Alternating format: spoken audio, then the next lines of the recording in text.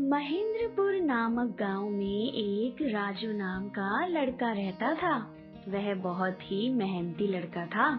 उसका रोज का नियम था कि वो जल्दी उठता और हाथ मुंह धोकर अपनी गाय बकरी को सुबह बाड़े में चारा डालकर वापस घर आता था।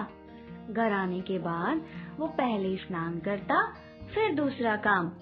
वो स्नान करके आता तब राजू के पिताजी गाय और बकरी का दूध निकाल कर ले आते और रसोई में रख देते। राजू के पिताजी रात को खेत में रहते थे फसल की निगरानी करने के लिए। सुबह सूर्योदय से पहले घर आ जाते थे। राजू भी घर के सभी काम कर लेता था। राजू पिताजी का रात खाना देने रोज खेत में जाया करता था और खेत से वापस घर लौटते समय गाय के बछड़े व बकरी के बच्चे के लिए मुलायम वाली घास तोड़कर छोटी सी पोटली बनाकर अपने सिर पर रखकर ले जाता था। ये राजू के रोजमर्रा वाले काम थे जिनको वो बड़े चाव से करता था। एक दिन राजू गांव से होकर अपने घर की तरफ जा रहा था। तभी उसके रास्ते में पड़ने वाले बरगद के नीचे कुछ लोगों की चौपाल जमा हुई थी। उन लोगों में बहस हो रही थी किसी विषय को लेकर। राजू भी वहाँ रुककर सुनने लगा। वो सभी लोग भूत के विषय पर बहस कर रहे थे। वहाँ बैठे कुछ लोग कह रहे थे कि भूत होता है और कुछ कह रहे थे कि भूत नहीं होता है। तभी उनमें से एक कहने लगा कि सांझ पड़ने के बाद भूतों का राज होता है खाली जगहों पर। तभी दूसरा कहने लगा कि भूत हमारे पास कोई भी रूप बदल कर आ सकता है। तभी जिसने कहा था कि भूत नहीं होते, उसको एक आदमी कहता हुआ दिख रहा था कि तुम्हें अगर भूत देखने हैं तो चलना मेरे साथ। रात को शमशाम में तुम्हें सब पता चल जाएगा। राजू को अब उनकी बातों में थोड़ा थोड़ा डर लगने लगा था। वो वहाँ से घर की ओर रवाना हो गया और सारे रास्ते ये सोचता रहा कि भूत होते हैं या नहीं होते हैं। अंदर से उन लोगों की बातें सुनकर उसको डर का आभास होने लगा था। उसने घर पहुंचकर खाना खाया और सो गया। राजू के पिताजी दिन में खाना खाकर खेत चले जाते थे, फिर वो अगली सुबह ही वापस आते थे। राजू रात को उनको रोज खाना देने खेत पर जाता था। उस दिन भी उसकी माँ ने उसको खाना पैक करके एक खाली कट्टे में डालकर उसका मुंह बांधकर राजू को पकड़ा दिया और कहा, ले और ध्यान से जाना और वापस ध्यान से आना खाना देकर। राजू घर से रवाना हो गया और उसके खेत से पहले जीतू काका का खेत आया था। उस दिन चांदनी रात थी। आदमी की परछाई दिखे इतनी रोशनी थी।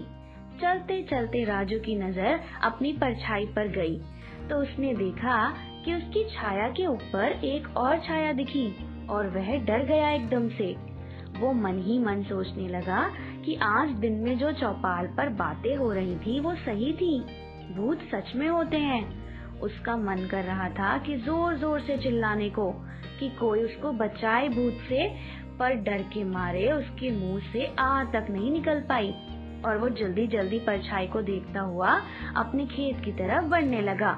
उसकी परछाई के साथ दूसरी परछाई भी उसके साथ चलने लगी। तभी एकाएक राजू दौड़ने लगा अपने खेत की तरफ। जैसे ही वो अपने खेत के पास पहुंचा और चिल्लाने लगा, बचाओ बचाओ, मुझे इस भूत से बचाओ, कोई तो बचाओ इस भूत से। तभी खेत से निगरानी कर रहे उसके पिताजी ने उसके चिल्लाने की आवाजें सुनी और वो टॉर्च लेकर उसके सामने आए जल्दी जल्दी। क्या हुआ राजू, क्या हुआ? तुझे किससे बचाना है? बोल राजू कहते हुए। बापू, मेरे सिर के ऊपर भूत बैठ गया है, मुझे इससे बचाओ, ये मुझे मार डालेगा, बचाओ। राजू, भूत वूत नहीं होते, तू चुपचाप आ जा। तूने तो मुझे डरा दिया, मैंने सोचा कोई बैल तेरे पीछे पड़ गया है, मैं तो लठ लेकर आ गया यहाँ। ऐसा कहते हुए राजू के पिताजी अपने खेत की बाड़ के पास रुक गए और राजू उनसे कुछ ही दूरी पर था। राजू का डर अभी भी वैसा का वैसा ही था क्योंकि उसकी परछाई के साथ अभी भी दूसरी परछाई चल रही थी। राजू अपने पिता के पास पहुंचा डरा हुआ और बोला, बापू, आज तो मैं मरते मरते बचा भूत से। फिर उसने अपने पसीने को पोंछा। राजू अपने पिताजी के पास चलने लगा। उसने फिर अपनी परछाई को देखा तो वो वैसी की वैसी स्थिति में थी। राजू फिर से चिल्लाया, बापू, ये भूत मेरे पीछे ही पड़ गया है, मेरा तो पीछा ही नहीं छोड़ रहा। उसके पिताजी बोले, कहाँ है भूत, बता मुझे।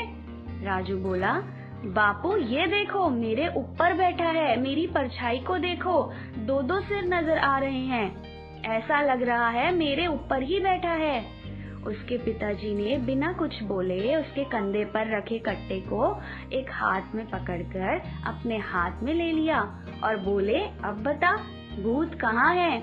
तभी राजू ने देखा उसकी परछाई के साथ अब कोई दूसरी परछाई नजर नहीं आ रही थी और वो बोला, बापू कहाँ गया, अभी तो आपके सामने था। राजू बेटा, तेरे कंधे पर रखे खाने वाले कट्टे की परछाई थी, भूत नहीं था। ऐसा सुनते ही राजू की जान में जान आई और उसने चैन की सांस ली।